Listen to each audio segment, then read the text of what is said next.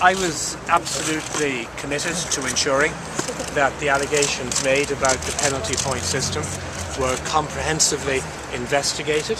I wanted to ensure that there was the maximum transparency possible within the legal constraints within which I must operate.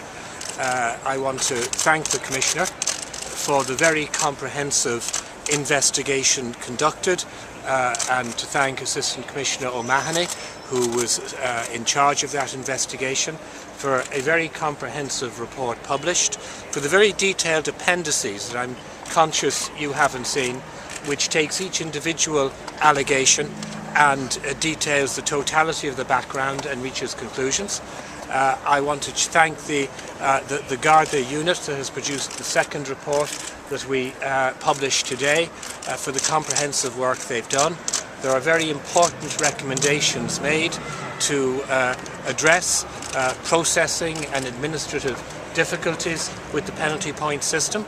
But I'm pleased to note that the serious allegations of criminality that were made, the serious allegations that there had been perversion of the course of justice, the allegations that individuals had died on our roads because penalty tickets or tickets hadn't been properly processed, has been proved to be untrue.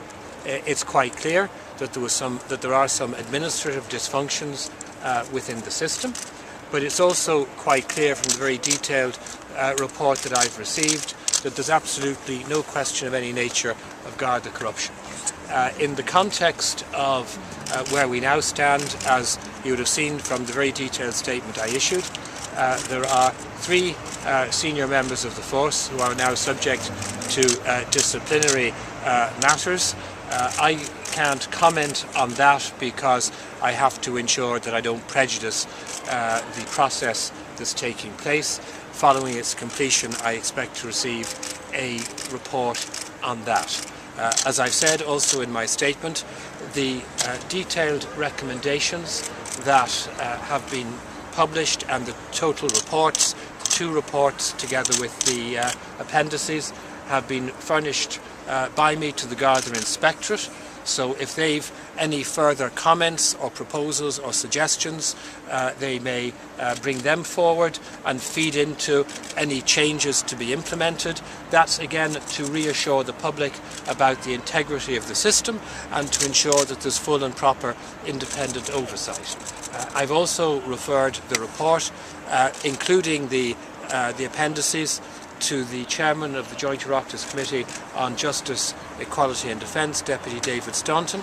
I've made a number of requests of that committee with regard to work they may carry out and report back to me. Minister, do you think if I could just conclude by saying that overall I have deliberately set out in the statement I issued 7 key principles which I think are of importance to ensure that individuals are treated fairly in relation to dealing with both penalty points and fixed ticket charges, and to ensure that the integrity of the system isn't open to question.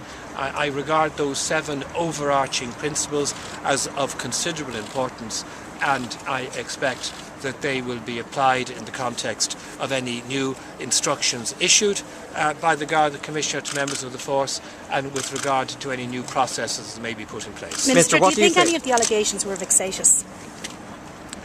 I think from the investigation that was conducted, it is clear that a number of the allegations that were made don't stand up. Minister, what do you say to critics, some on the opposition benches in there, that say that this was effectively a whitewash, that it was an internal inquiry? What else would they say? I mean, they're on the opposition side. Let's get real. I don't think there's ever been such a comprehensive investigation conducted so rapidly into an issue of this nature. We detail in the statement that I issued and the report that was published the Garda team that was rapidly put in place at my request. Each and every allegation has been comprehensively investigated. There's the maximum possible transparency in the context of the report that I've published.